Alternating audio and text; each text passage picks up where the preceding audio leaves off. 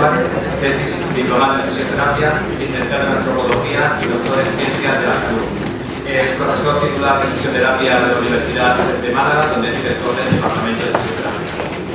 Es experto en dolor persistente musculoesquelético, se avalan más de 50 publicaciones JCR en los últimos 10 años en revistas como FOS, British Journal of Sport Medicine, Journal of Pain, Musculoskeletal Science and Practice, donde su interés se ha centrado en investigar el rol que los factores biomecánicos, musculares, psicológicos y sociales juegan en la prognosis del dolor persistente.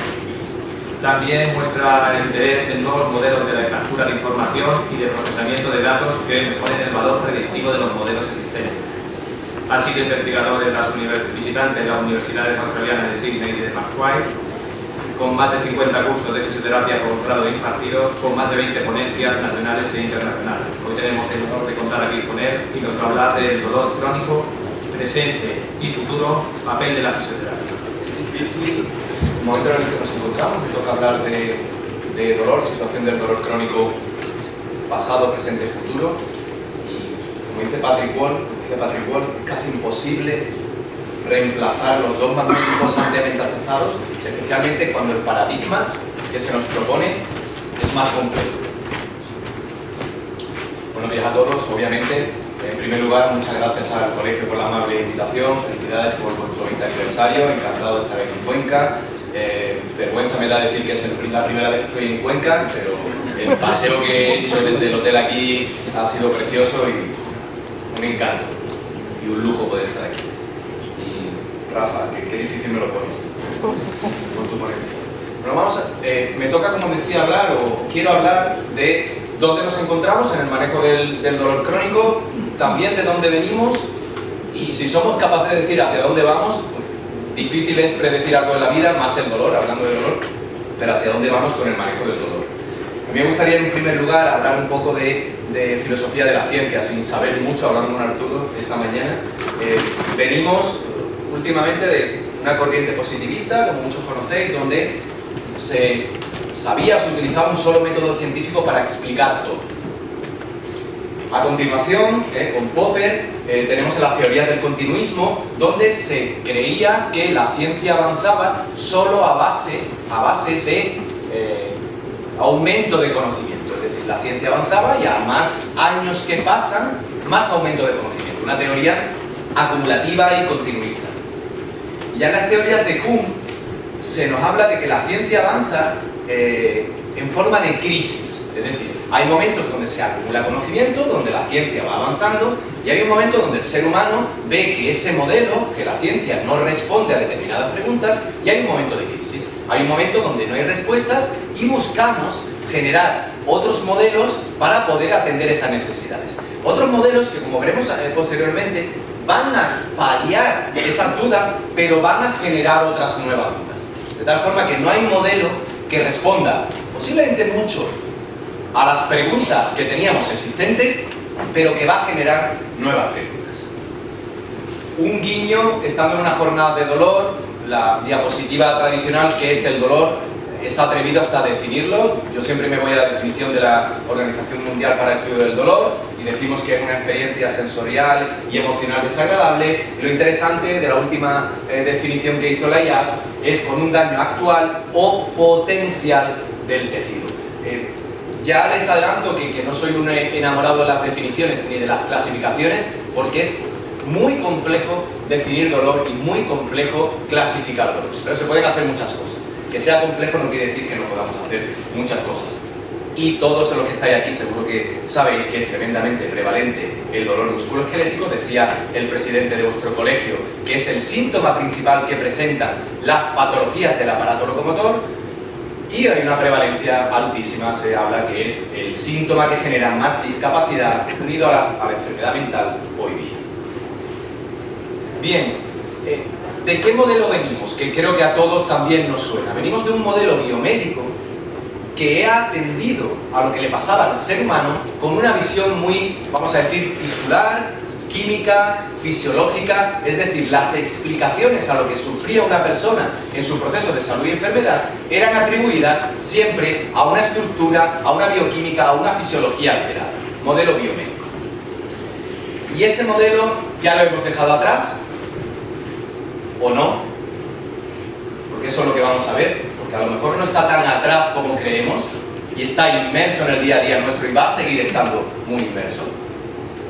Posteriormente, con Engel surge el modelo biopsicosocial de la salud, donde se entiende que las tres grandes esferas que coexisten, la esfera biológica, psicológica y social, ayudan a explicar por qué un paciente, por qué una persona sufre enfermedades, y derivado del modelo biopsicosocial de la salud, Losser y Waddell generan el modelo biopsicosocial del dolor, ya un modelo específicamente para explicar o para aplicar el modelo biopsicosocial al dolor. Ellos eran unos cirujanos que no encontraban, o son unos cirujanos que no encontraban respuestas a la cirugía cuando aplicaban cirugía en la columna lumbar y seguía habiendo dolor, y empezaron a hacer paralelismos entre el modelo biopsicosocial y a generar un modelo biopsicosocial del dolor.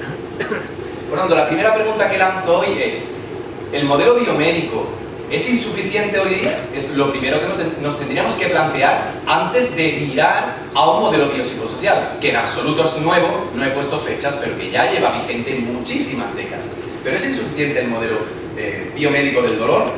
Pues hay unos datos curiosos. Por ejemplo, en determinantes de salud, parece que la esfera relacionada con los cuidados que aplican las instituciones y los profesionales a una persona determinan únicamente el 11% del grado de salud que tiene una persona. Es decir, las terapias, los programas de salud que van dirigidos desde los sanitarios hacia la población solo explica un 11% del estado general de salud y de enfermedad de una persona.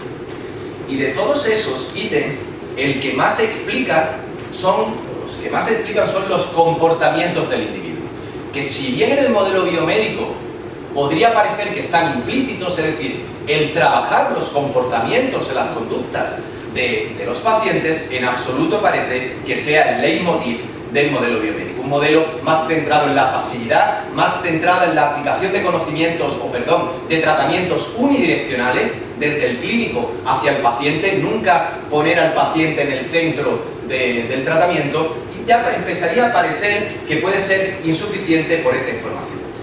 También es insuficiente porque en este esquema, en este árbol multifactorial, que es concretamente, hace referencia a todos los factores que influyen en cómo una persona percibe, procesa y actúa ante el dolor lumbar, hay una cantidad de factores tremendo, es multicomplejo, y como pueden ver, lesión tisular y factores mecánicos, que serían los que tradicionalmente abordaría el modelo biomédico, son solo algunos de los factores que explican un dolor lumbar. Y parece que el modelo biomédico no ha actuado sobre sensibilización central, experiencia emocional, comportamientos y estilos de vida, factores contextuales que hablaremos a continuación. Es decir, a priori parece que se está quedando corto con lo que hoy día sabemos que puede explicar la percepción y el viaje doloroso de un paciente. Pero también porque es insuficiente, por una serie de ítems ya muy aceptados hoy día a nivel internacional. El primero, también es alguna diapositiva que no sé cuántas veces la hemos puesto ya: dolor y daño tisular no siempre están correlacionados. Vamos a ir viendo uno por uno, con algún detalle, por hacer un guiño. Hay una evidencia muy sólida que no se puede ser absolutos a la hora de querer correlacionar la experiencia dolorosa de un ser humano con un daño tisular. Nosotros aportamos un granito de arena muy pequeño con trabajos en el hombro, donde vimos que el espacio subacromial y el espacio coracomeral no justificaban su tamaño y su amplitud la percepción dolorosa de pacientes con dolor crónico.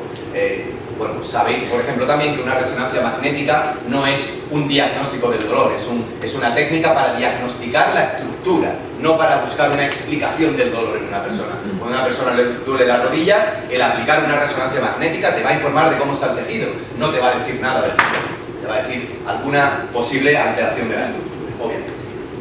¿Por qué también creo que es insuficiente el modelo biomédico? Porque todas las grandes técnicas en las que se sustenta el modelo biomédico parece que no tienen un alto nivel de evidencia. Ojo con el concepto de evidencia, que muy gratuitamente hoy día lo soltamos continuamente. Es que esto no tiene evidencia. Habría que hacer O habría que hablar un buen rato de qué es evidencia científica, porque un paper no es evidencia científica, ni una revisión sistemática que concluya en una dirección tampoco es evidencia científica, pero en un nivel muy basal.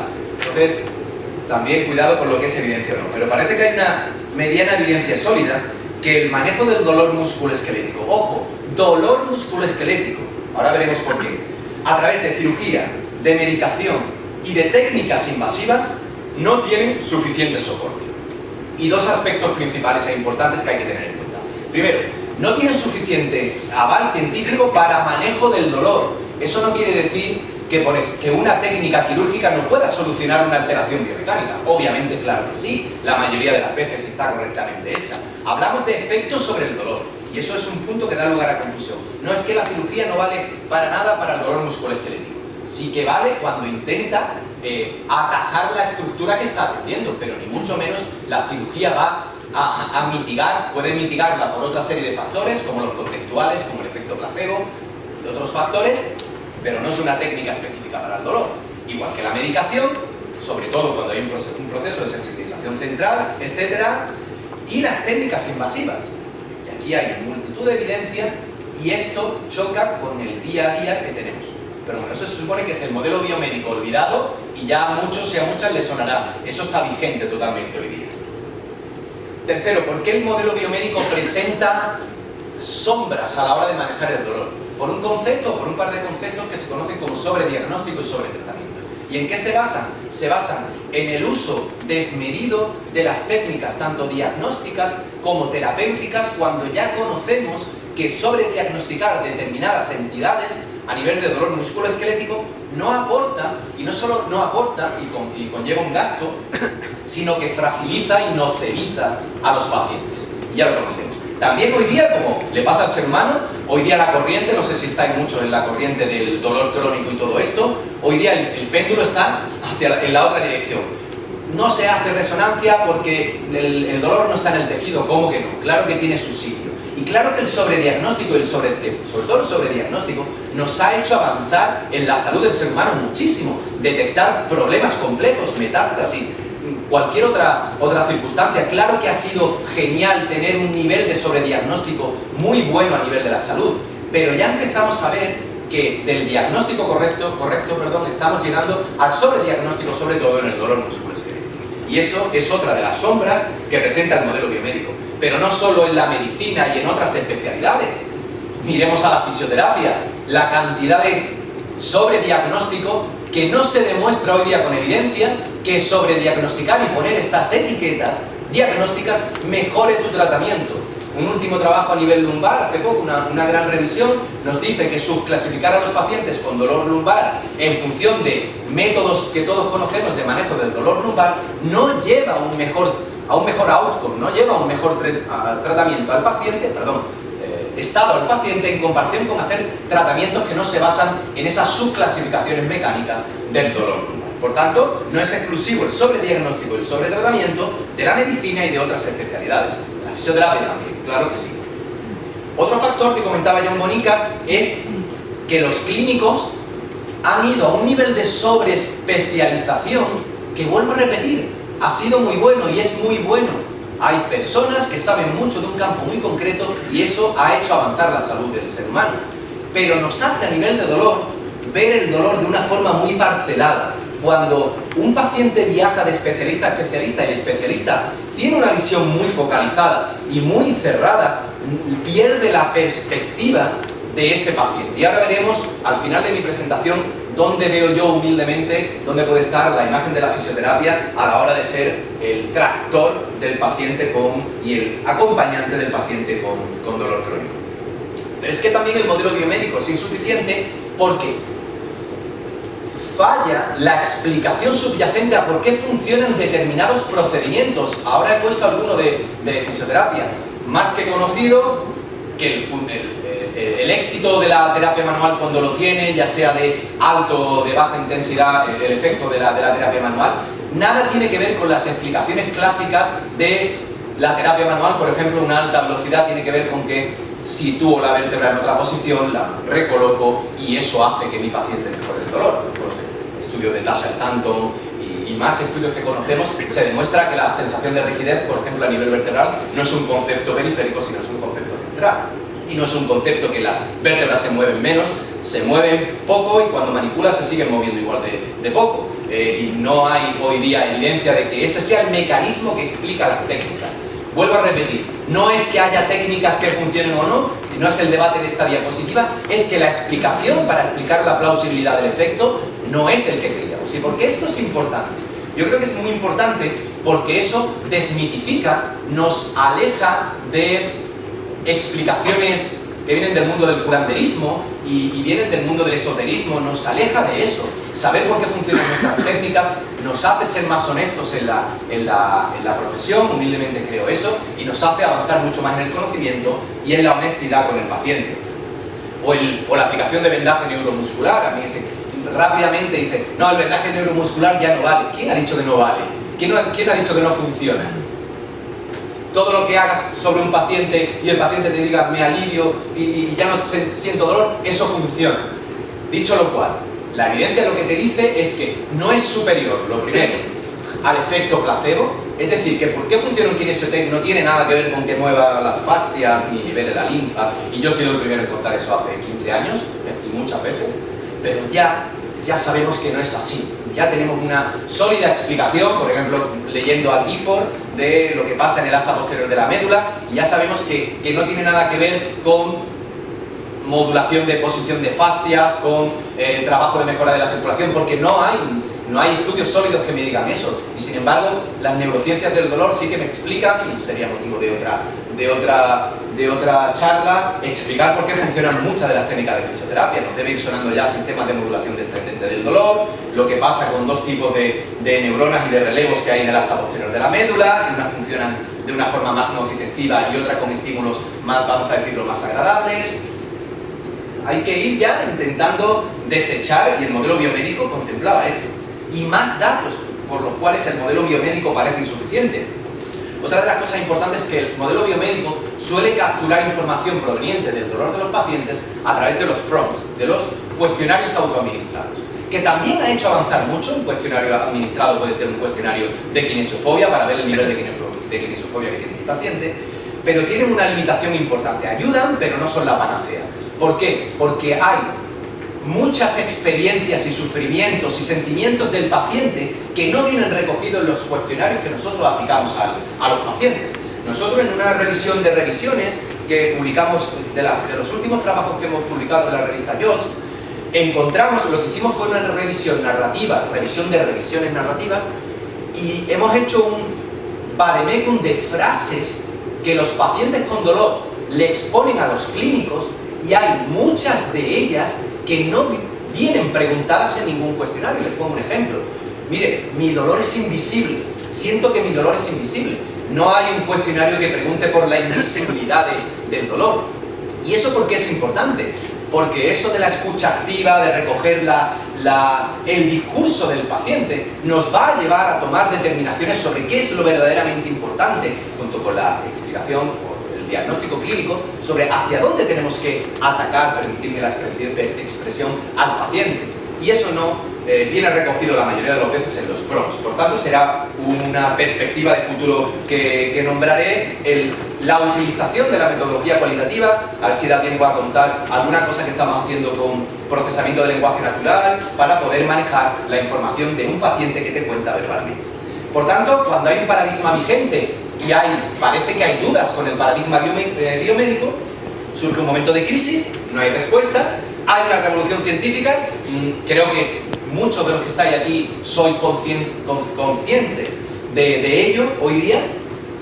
Puede surgir un nuevo paradigma, que ya ha surgido hace tiempo, y ese nuevo paradigma puede, vamos a decir, situarse en el paradigma de referencia. Yo voy a ir aportando, y ya he empezado a aportar luces y sombras sobre ello. Por tanto, oye, el modelo biopsicosocial parece el idóneo y el óptimo, la combinación de la esfera biológica, psicológica y social para explicar todo lo que le pasa, en este caso, a un paciente con dolor. Nosotros hicimos otra revisión de revisiones, donde al final entraron 250.000 pacientes de muchísimos, casi 300 estudios originales, y recopilamos a nivel mundial la información que todos ya clínicamente intuíamos. que hay una serie de factores psicológicos que parece que tienen relación con el dolor crónico en una persona, y son los archiconocidos: alta kinesiofobia, alta catastrofización al dolor, alto miedo relacionado con el dolor y tener una baja autoeficacia y unas bajas expectativas. En términos generales, con lo atrevido que es decir en términos generales, a nivel de salud y más a nivel de dolor, en términos generales parece que nos tienen que hacer encender una luz y decir: atento a si eso está en mi paciente. También veremos, no siempre se tratan directamente los factores psicológicos, al menos bajo mi punto de vista. El modelo biopsicosocial, pongo esa diapositiva porque lo que pasó fue que del modelo biomédico se dijo: bueno, sí, no todo el tejido explica. Cuando el tejido no lo explica, todo es psicológico. Y oye, se empezaba a tener en cuenta, pero primero, de una forma muy estigmatizada, y segundo, no completa. Porque ¿qué falta ahí? Ahora lo veremos, ya lo hemos visto anteriormente. Falta el componente social. Y si os dedicáis a trabajar con el manejo del dolor, sobre todo si es mediado centralmente, con la última definición del Osser, que no tengáis en cuenta aspectos como la familia, por ejemplo, todos los que lo trabajáis sabéis que a veces lo que hacemos es hablar con la familia e intentar llegar, si la familia está siendo un factor determinante en el mantenimiento del dolor de esa persona. Múltiples ejemplos que todos conocemos. Por ejemplo, persona que sufre de dolor, y uno de los determinantes, no siempre, es que el dolor es una señal de atención que le lanza a la familia para ser considerado y para llamar la atención de la familia que le ha dado la espalda. Y eso es lo que está modulando todo el dolor. Y si no entramos ahí y no lo hablamos y lo identificamos, y si hace falta lo derivamos, creo humildemente que no estamos llegando al quid de la cuestión. Por tanto, el modelo biopsicosocial es un modelo biopsicosocial y también contextual. Es decir, que el contexto, que el ser humano, como veremos en la siguiente diapositiva, es un ser dinámico, complejo, continuamente está en cambio. No podemos decir que Alejandro Luque, que tiene un dolor crónico a nivel lumbar, siempre mi dolor es principalmente periférico, es muy mecánico, muy identificado con una serie de factores de lo que he hecho anteriormente. No podemos decir que siempre mi dolor se explique físicamente. Hay momentos de mi vida donde mi dolor se explica por una emoción, por un factor psicológico, o mi dolor se explica por un aumento de estrés en el trabajo. Por tanto, un factor no siempre es estable a la hora de identificarlo, es más, y no suele ser un factor, suelen ser varios factores. ¿Qué da lugar el modelo biopsicosocial? A 11 recomendaciones que están recogidas también en una gran revista, en British Journal of Sport Medicine, donde rápidamente es como un decálogo más uno de qué nos trae el modelo biopsicosocial al mundo del dolor musculoesquelético. Que el tratamiento debe estar centrado en el paciente, se nos llena a todos la boca, pero verdaderamente el paciente es el centro de nuestro tratamiento. Chequear al paciente buscando banderas rojas, voy a ir un poquito más alegre en esta parte, evaluar los factores psicológicos, descartar únicamente el uso de la imagen como diagnóstico, llevar a cabo la típica exploración física a nivel de fisioterapia, evaluar la progresión del paciente, la progresión del paciente. Señalo en negrita los dos grandes mantras hoy día a la hora de manejar el dolor crónico, que son la educación en general, vamos a hablar de la educación, y el uso del ejercicio. Ahora hablará, tanto Rafa ha nombrado ya alguna cosa de educación como Arturo hablará de ejercicio. Utilizar la terapia manual como complemento, es siempre al menos proveer este tipo de situaciones antes que la cirugía y facilitar la vuelta al trabajo. Todo ello se ve apoyado con la guía de recomendación anglosajona en el Reino Unido, que se llama la guía NICE, donde en abril de 2021 se nos lanza, basado en solo evidencia científica y un gran estudio de múltiples estudios de ahí hacia detrás, y se nos lanza el titular del manejo del dolor crónico debe estar basado en educación, en movimiento, ejercicio, y un poco menos en analgésicos de baja intensidad y complejidad, y eso es lo que dice. Esto, a nivel de prensa, genera mucho recelo. Hay un gran recelo, primero, en otras profesiones médicas que aquí no tienen cabida, imaginaros cuáles pueden ser, pero también genera recelo en los pacientes, porque un titular de este tipo, sin ser explicado, hay movimientos de asociaciones de pacientes que dicen, ¿cómo? Que el ejercicio a mí me ayuda para mi dolor centralizado, etc. Eso no es cierto, eso es mentira, negacionismo. Eso es mentira, porque yo cada vez que me muevo me duele más. ¿Cuál es el problema que está teniendo? Y ya empiezo a ver sombras con este modelo. El primero, no me gusta utilizar una terminología nocébica, incluso cuando hablo. Bueno, ¿cuál es la principal área de mejora de este modelo. Una de las principales áreas de mejora es la divulgación. Tenemos que divulgar todo esto y explicarlo muy bien. Porque un post en una red social o en una asociación de pacientes que dice el ejercicio es lo más indicado para el dolor y la educación, eso genera mucho rechazo si no está bien explicado. A veces genera más rechazo incluso que si no lo hubieses hecho. Perdón. Incluso el modelo biopsicosocial no está siendo un modelo biopsicosocial, está siendo un modelo biomédico con algún tinte psicosocial. Y estamos últimamente acostumbrados a ir a congresos de otras especialidades donde se nos invita a la fisioterapia a hablar de dolor, se nos pone a las 8 de la mañana la primera ponencia donde no hay nadie y en la cuarta sala, ¿no? Sí, pero nosotros somos una sociedad integradora de todas las especialidades, ¿vale? Esa es la integración. Fijaos hasta tal punto que a nivel mundial, no solo aquí, se está proponiendo que el modelo se llame socio-psico-biomédico o psico-socio-biomédico, porque lo de biopsicosocial está arrastrando los mismos, vamos a decirlo, defectos que arrastraba el biomédico. Y verdaderamente el modelo biopsicosocial no está siendo un modelo en activo, que también hoy día se habla mucho del modelo en activo. ¿Qué es en activo? Es un concepto que hace referencia a una verdadera integración de esas tres esferas con el contexto. No estamos integrando verdaderamente esas tres esferas. Como ponía el ejemplo de un paciente, no solo se explica su dolor por un factor que está en una esfera. En el trazo de su vida van intercambiándose los factores que están matizando y que están influyendo. Normalmente, no siempre, pero la mayoría de las veces. Bueno, vamos a tratar qué importantes son los factores psicológicos en el dolor crónico. Ojo, mi humilde opinión, cuidado, coincido también con Linda Carroll, que es, hay una primera aproximación muy básica que es, ese fue el huevo o la gallina, el factor psicológico, a la hora de justificar su dolor, el dolor del paciente. Y eso lo vamos a intentar descifrar en la entrevista previa del paciente. Cuénteme su historia y vamos a ver dónde llegamos. Si es una persona que ya vivía de tener comportamientos kinesiofóbicos, eso no se lo decimos a un paciente, porque también intentamos evitar esas palabras, nos guste o no, me guste a mí o no, eso genera cierta aprensión. Si ese paciente ya tenía comportamientos de miedo al movimiento en toda su historia de vida, fomentado por una familia, por una cultura, ahora tiene un esguince de tobillo, aumentado con un dolor crónico, mantenido por una kinesiofobia, es posible que la kinesiofobia la tengamos que abordar específicamente, con un programa de exposición graduada más educación en dolor fundamental. Pero si hay una kinesiofobia de una persona que especialmente no ha tenido ese perfil en su vida y tengo mucho dolor en el tobillo y me da miedo, no solo me da dolor, me da miedo apoyar el tobillo. El miedo es un sentimiento, es una sensación y es una emoción totalmente humana. Es más, tiene su factor de protección, su objetivo de protección. Por tanto, tratar el miedo sería sobrediagnosticar y sobretratar. Es decir, que en fisioterapia estamos haciendo mucho sobrediagnóstico, sobretratamiento aplicando el modelo biopsicosocial. Así que cuidado con sobretratar cuando no se debería. ¿Sabemos suficiente de educación en dolor? Esto es otra de los límites que veo al modelo biopsicosocial en el día a día, en el presente y casi en el futuro.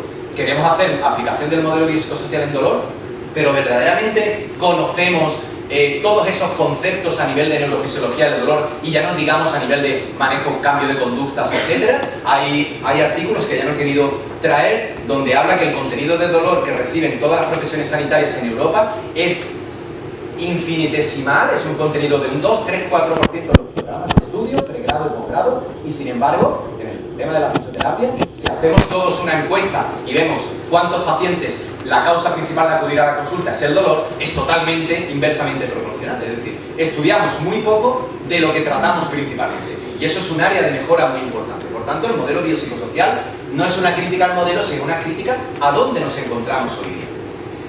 Y verdaderamente estamos escuchando al paciente, eso de atención centrada al paciente. Hacen una cosa muy curiosa, como siempre, son tan brillantes, el grupo de Peter O'Sullivan en Perth, y se van a hacer un estudio a preguntarle a los pacientes y a las personas que tratan todos los días con dolor, los clínicos que tratan todos los días con dolor, y le dicen, oye, ¿a ti qué te parece que es importante que un profesional de la salud que se dedique al manejo del dolor debería saber?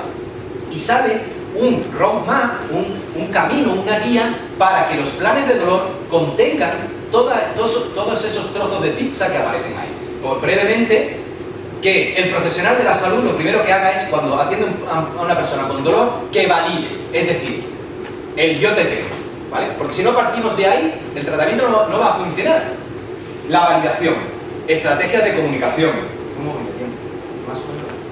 ¿5 o 10 minutos? La comunicación, entrenar habilidades de comunicación, y eso se entrena. Yo al menos no he nacido, y no sé si las tengo, pero yo no he nacido sabiendo comunicar bien a un paciente. Y eso se entrena. Y hay trabajos científicos que nos dicen la forma en la que miras el paciente, recientísimos, la forma en la que miras el paciente, sinergias en tu movimiento con el paciente, escuchas, no lo interrumpes, eso ya modula la sensación de dolor con la que se va el paciente de la consulta, nos guste o no. Estrategias de comunicación hay que trabajar, y se recoge en esta metodología que hicieron en Australia. El trabajar en equipo, como le gusta decir a Fede, no es multidisciplinar, sino interdisciplinar. El cuidado holístico, el hacer una alianza con el paciente, el partnership, el conocimiento del dolor, hay que saber de dolor, neurofisiología del dolor, etc. Eso lo valoran mucho los pacientes. Que me fomentes el autocuidado, fijaros qué importante este trocito de la pizza. Me gusta que me fomenten el autocuidado, que me den estrategias para yo ser capaz de manejar mi dolor. Que sepamos también de medicación, los que están en ese lado tienen que saber, vamos a decir que nosotros también tenemos que saber, y que sepamos de métodos diagnósticos. Por tanto, esto como guía para los que en algún día hemos intentado hacer algo de programas de formativos a nivel de dolor, y los que vamos a seguir haciéndolo o vais a seguir haciéndolos, deberíais centrar que todos vuestros contenidos estén recogidos aquí, o que esos contenidos estén recogidos en vuestros programas. Bueno, vamos ya yendo un poquito cuesta abajo. Yo me hago una pregunta, ¿verdaderamente queremos el cambio? Yo creo que nos tenemos que mirar muy adentro. Lo primero, ¿quiere el cambio el paciente? ¿Y qué es el cambio? El cambio es, ¿quiere el paciente ser el capitán de su barco? ¿Quiere él liderar su proceso terapéutico? Yo creo que no siempre. Yo creo que no siempre. Mis respuestas son no siempre, en las tres. ¿Quiere el profesional de la salud este cambio? No siempre. Hablaba con Arturo y decíamos jocosamente, no tiene nada que ver del mundo de la investigación, no hay evidencia científica lo que voy a decir. Yo diría que un tercio quiere, un tercio no quiere, y hay un tercio que hay que pelear por él y luchar por ese tercio.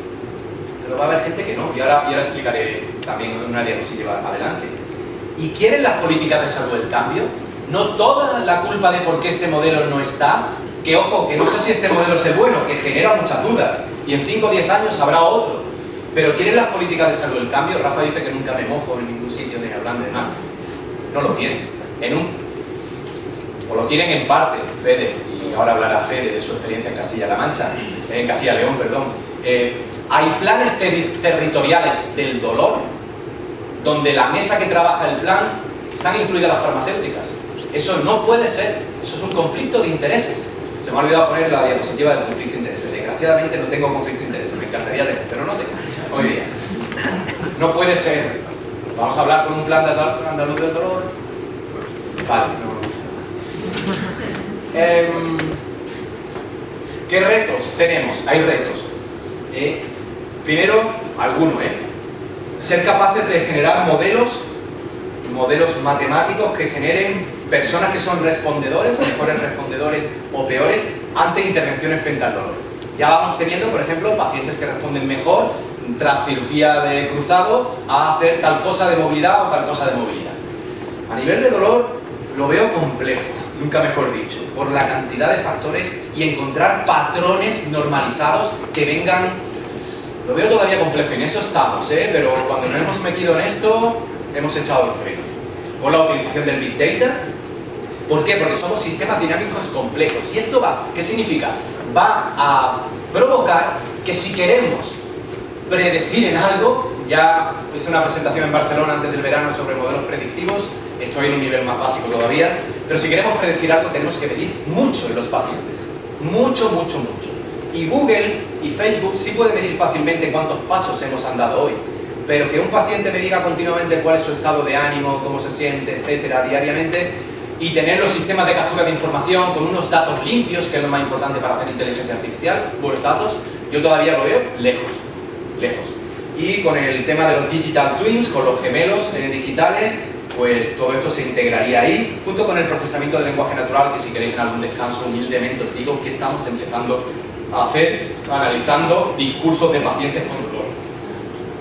Aquí quería llegar, yo me he generado un símil de por qué está costando tanto que la sociedad avance a este paradigma, y pongo una analogía con lo que pasó en su día con la educación en el mundo de la salud cardiovascular. Es decir que ya lo importante no es comer, sino comer bien, y algunos alimentos que se les creía tremendamente saludables puede que no lo sean, siguiendo todos los índices de Framingham y demás. Decir que tenemos que hacer actividad física, etcétera. Es decir, todo lo que se tuvo que hacer en estas campañas me llevan a hacer un paralelismo con la situación en la que nos encontramos hoy día, y es una situación de una necesidad de divulgación en la población, primero y no por este orden, en población, en profesionales y bueno, pacientes en población y profesionales. Una tarea de divulgación grandísima, hay que llegar lo máximo que podamos. Me preocupa hoy día más, si es que yo puedo hacer algo, me preocupa más, que hemos hecho humildemente mucha investigación, divulgar y llevar el mensaje, a ver si cala, sabiendo que va a haber un gran tanto por ciento que no va a calar. Me llama la atención mucho el tema de la divulgación. Y por último, esta la tuve que preparar, esa fue la que preparé en el teléfono ayer en el tren, porque dejé el ordenador en casa, creía que lo había perdido, un desastre. ¿Qué rol puede jugar la fisioterapia?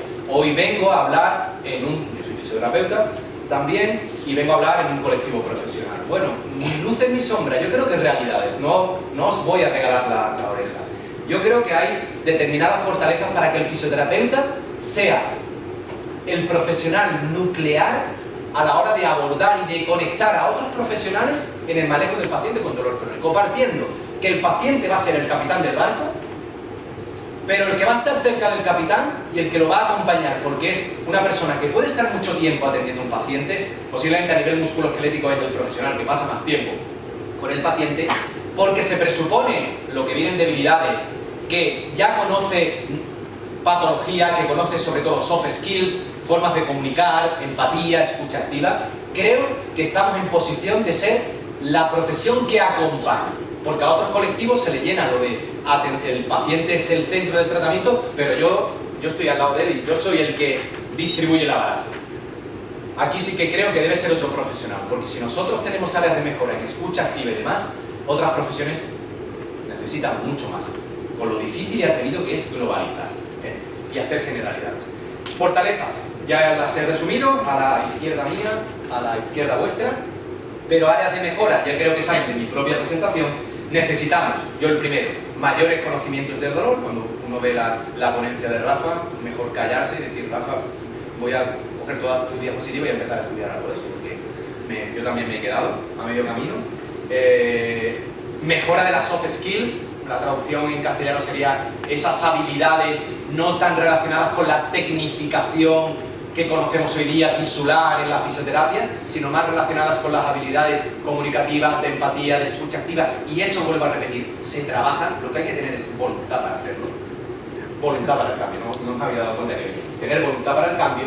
Y lo del cambio en el modelo de negocio, pues también hay que lanzar temas que son muy sensibles. Si esto es un cambio en tu modelo de negocio y no ves a 10 pacientes, ves a uno, pues no sé cómo lo tenéis que hacer. Si al uno que veis cobrarle por 10, pero esto no se puede hacer con 5, 10, 15 minutos viendo a un paciente. Esto no se puede hacer. Ya no hablo, por supuesto, del dolor crónico mediado centralmente, que ya ni digamos, sino incluso el mediado periféricamente. Pero se pueden hacer cosas. Se puede no nocedizar al paciente utilizando las palabras adecuadas. Se pueden utilizar al paciente liturgias de épocas antiguas y ser honesto con el paciente. Se puede conocer el curso natural del dolor, ser honesto, se puede mostrar incertidumbre al paciente, y todo eso se puede hacer aunque estemos tratando a muchos pacientes. ¿Ves? Y ya para concluir, ¿qué barreras potenciales tiene este abordaje? Yo creo que hace falta un cambio cultural. Yo creo que ya hemos avanzado mucho a nivel de científico y queda muchísimo, me decía Rafa, no conocemos nada del cerebro, pero hace falta un cambio cultural, como he explicado anteriormente, con un gran conocimiento de la patología, de habilidades diagnósticas para no meternos donde no hay que meterse, para no banalizar el manejo del dolor, donde el paciente tiene que tener voluntad para adherirse, y ya sé que nosotros como profesionales, por supuesto que somos los grandes tractores de eso, pero hay gente que no va a querer y no pasa nada, y tener tiempo necesario para la escucha activa. Nosotros hablamos de aprender a vivir en la zona gris y manejar la incertidumbre del paciente y la nuestra, manejar nuestra incertidumbre. Cuanto más conocemos, no creáis que tenemos menos incertidumbre, nos aparecen otras incertidumbres, al menos a mí, y eso hay que aceptarlo. Y por favor, sugiero, no es un consejo, sugiero que detectéis banderas rojas, que evitéis el efecto nocebo. Hablando con Arturo yo decía, yo más que centrarme cuando veo a pacientes, que ahora es lo que menos veo, intento no nocebizar y dejar que todo fluya. Muchas veces más que ayudar es no entorpecer, porque a veces entorpecemos nuestro lenguaje con múltiples cosas. Generar unas expectativas reales y positivas, desarrollar habilidades comunicativas de empatía, no patologices a tu paciente, reduce el sobrediagnóstico y reduce el sobretratamiento. No lo he dicho, he intentado ocultar ahí un poco mi acento, vengo de Málaga, y bueno, hay poquita gente que somos en un grupito y trabajamos algo sobre dolor, nos tenéis por allí por Málaga, y esos son mis contactos por si queréis consultarme algo. Y nada, muy agradecido, muchas gracias a todos vosotros.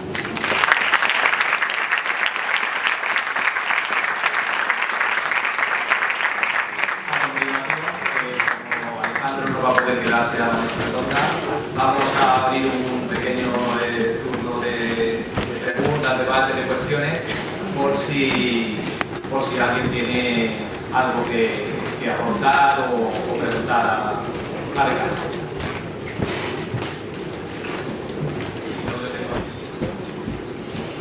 Pues voy a abrir un poquito el hielo, que siempre cuesta hacer la primera pregunta. Lo primero es agradecerte pues este baño de realidad que nos has dado, que también nos refuerza, porque es algo que vemos pues, cuando estamos en la clínica día a día, la importancia de la escucha del paciente, la importancia de que se sienta al centro del tratamiento. Y respecto al modelo, a esta investigación cualitativa, la valoración cualitativa, yo creo que es algo que carecemos tanto en los planes de enseñanza de las facultades como a la hora de poder registrar los datos. Me imagino que se te viene mucho del campo también de la antropología, de cuadernos de campo, de la perspectiva allí. ¿Hay algo, algún modelo, algún formato en el que podamos recoger esos datos de una manera que luego sean lo más explotable posible? Como hemos visto en esos otros artículos que has hecho sobre las frases típicas que dice el paciente, que no se queden luego en el chascarrillo, el comentario de no, esto me lo han dicho muchas veces. Muy bien, muchas gracias por tus palabras. Sí, nosotros tenemos un proyecto y de verdad, en un estadio muy básico, estamos haciendo una prueba de concepto. Precisamente ayer teníamos una reunión sobre el proyecto. ¿Qué estamos haciendo? Hemos ido a grabar pacientes en la unidad del dolor de un hospital universitario de Málaga, donde hemos utilizado la entrevista de Peter O'Sullivan de la Cognitive Functional Therapy con 16 ítems. Hemos puesto una grabadora y hemos empezado a grabar a un paciente dándole pie con una serie de preguntas de respuesta abierta sobre qué nos contamos sobre su dolor. Nosotros hemos grabado eso, lo hemos transcrito, ahora estamos en fase de aplicar primero metodología cualitativa tradicional, es decir, estamos triangulando para ver cuáles son las cosas que verdaderamente el paciente señala como más importantes, porque esto, como explicaba en mi presentación, está ya sólidamente demostrado que el dolor, aparte de ser manejado con el juicio clínico del paciente, debe ser manejado y considerado con lo que el paciente experimenta. En el campo del dolor, sí o sí. Es de las pocas cosas que sabemos claramente. Nosotros estamos triangulando con metodología cualitativa, pero estamos haciendo también otro modelo que es con una técnica de procesamiento del lenguaje natural, que lo que utiliza esa técnica, de forma muy simple, por si no la conocéis, es ir a un texto, extraer las palabras que yo quiero detectar en ese texto, pero no solo, eso sería un back of words, una bolsa de palabras, que eso ya se hace mucho tiempo en la metodología cualitativa, sino que el procesamiento del lenguaje natural lo que hace es también coge trozos de textos, es decir, entornos de palabras, trozos de frases, y las va categorizando en función del clínico. Por ejemplo, si yo encuentro que un paciente continuamente dice no sé dónde voy a acabar con mi dolor, el no sé, yo lo he codificado como incertidumbre. Y eso va a una bolsa, a una dimensión que se llama incertidumbre del paciente. De tal forma que la metodología va haciendo una categorización de forma matemática y automática de qué voy encontrando en el discurso del paciente. Y lo segundo que hace bueno el procesamiento del lenguaje natural es vectorizar, es decir, convierte relatos en números. ¿Para qué? Para poder modelar sistemas de análisis de información. Cuando yo matematizo un relato, puedo manejar como números algo que era una expresión. Entonces nosotros nos encontramos en una fase de prueba de concepto. ¿A dónde queremos llegar? Sería largo plazo, porque ahora sí soy realista, pero bueno, hay que mirar también tener un sitio donde querer llegar. Lo que pensamos nosotros es que si fuésemos capaces de a un paciente grabarlo previamente, incluso en casa, antes de ir a la consulta, con una serie de preguntas que le motivaran, cuéntame cómo estás, etc. Ese relato iría al software. El software ya le mandaría al clínico que Alejandro Luque está entrando con la consulta con un dolor lumbar y solo hace hablar en un 70% de miedo al movimiento, kinesiofobia. En un 20% habla de no voy a hacer actividades con mis amigos, aspecto social, y en un 10% me contaron que la resonancia que me hicieron fue lo que descubrió mi dolor. Yo como clínico ya voy a tener una priorización para hacer la tarea fácil, porque lo que intentamos hacer es un sistema que ayude a manejar gran cantidad de pacientes y gran cantidad de datos. Eso es un poco el objetivo que tenemos, la perspectiva, pero estamos empezando con una primera prueba de concepto. El procesamiento del lenguaje natural va a ser capaz de ayudarnos en algo, porque si no nos va a ayudar en nada y no tiene una buena sistemática desde el principio, vamos a ir a otra cosa. Muchas gracias. Yo tengo dos preguntas en relación con un poco también de la lingüística.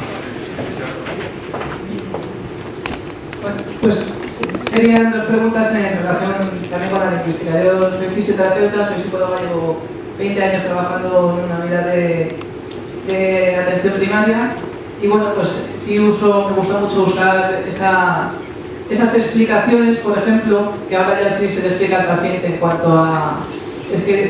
porque el objetivo mío no es que quiere el paciente, sino que necesita es que se mueva al final. Para que se mueva esas actividades o simplemente medite, pues tenemos que decir, pues esto mejora la conectividad, esto vasculariza. Entonces, y por ejemplo, UZ Bueno hace 20 años, las publicaciones que tenía relacionadas a qué decir a los pacientes y un poco la creencia y la expectativa de mejoría, esa verbalización sí decía que era importante porque no existía nada publicado de qué se podía hacer desde la narrativa y desde la actividad para mejorar los pacientes que teníamos en tratamiento. Entonces yo uso un poco esas explicaciones, también creo que pueden tener esa perspectiva. Y luego, en cuanto a la narrativa de lo que dice el paciente, veo muy difícil lo que estás exponiendo, porque hay tantas cosas implícitas, dónde miras, si has estudiado de PNL, cuándo verbaliza el paciente, todo eso que construye es tan complejo que la intuición, y vamos un poco ahí. Yo soy muy empecinada en el lenguaje y creo que hay mucho en las verbalizaciones que hacemos. Tenemos un libro de todo es nocebo en cuanto al dolor, en cuanto al movimiento, porque si has hecho siempre una explicación, algo habrás hecho. Desde el movimiento nosotros verbalizamos muchas cosas que atribuimos un daño al propio movimiento muchas veces, lo hacen los libros, lo hace todo. Entonces yo llevo una tarea divulgativa y explorativa en los pacientes en cuanto a eso, pero veo muy difícil lo otro porque se pierden muchas partes de la comunicación, que la comunicación es muy importante. No sé si me he explicado bien porque son muchas cosas que quiero expresar. Gracias. Muchas gracias. Brevemente, totalmente de acuerdo. Cuando tengo un poco de más tiempo para exponer, o el objetivo es exponer el proyecto de procesamiento del lenguaje natural, hay una gran debilidad que está reconocida, que es que no solo un paciente expresa su dolor verbalizándolo, lo expresa facialmente y a veces ni facialmente ni verbalizándolo. Por lo cual, una gran limitación de esto es que no solo todos los pacientes verbalizan correctamente, que expresan su dolor verbalizando. Así que totalmente de acuerdo, es una limitación de esto. está puesta en las presentaciones de este tema, está puesta. Y si no, pues, no. Gracias, totalmente de acuerdo. Bueno, hola Alejandro. Lo primero, gracias por compartir un poco de lo que sabes y de lo que haces. Hay una cosa que has comentado en cuanto a las herramientas que utilizas en la clínica, que son los digital twins. ¿Puedes levantar la mano que te perdí? Sí. Y sacarlo. Okay. ¿Me dices tu nombre y dónde vienes y ahora explico por qué? Vale. Soy José, vengo de un pueblo de Ciudad Real. Vale, y trabaja de fisioterapeuta. Sí. Vale, gracias. Nada, te comentaba que la pregunta era que una de las herramientas que comentabas en la práctica clínica que utilizáis es los digital twins. No lo utilizo. Vale. Perspectiva. Vale. La verdad, no mía, sino... vale. Te quería preguntar un poco sobre el tema porque la verdad ni lo conozco. Y bueno, me va a dar un poco más de información. Sí, gracias. Brevemente. Digital Twins no es más, suena muy futurista, es tener el máximo número de registros en una computadora de lo que te pasa a nivel de salud, en este caso, en el día a día. Es decir, que una máquina, a través de sensorización de la mayor cantidad posible de procesos fisiológicos, de pensamiento, etcétera, pueda tener de un ser humano. ¿Para qué? Para que el clínico tenga a tu gemelo digital, por eso de tu gemelo digital, es decir, tú, José, yo te tengo aquí y mi base de datos ya sabe cuánto te has movido esta mañana y sé el número de pasos, sé tu frecuencia cardíaca, tú contestas en tu app cada mañana cómo te encuentras a nivel de felicidad, a nivel de dolor de 0 a 10, tu gemelo digital está aquí y cuando vienes a consulta yo tengo tu gemelo digital continuamente alimentado. Se presupone que la toma de decisiones a nivel de salud en general, a nivel de dolor, no lo conozco, pero meter el dolor en un digital twin es tan fácil como meter variables que puedan ayudar en el dolor. De eso se trata, digital twins, de tener tu homónimo, es decir, tener todos tus datos, el máximo número de veces posible en un sistema que te ayude a tomar decisiones. Muchas gracias. Pues, venga, la última pregunta.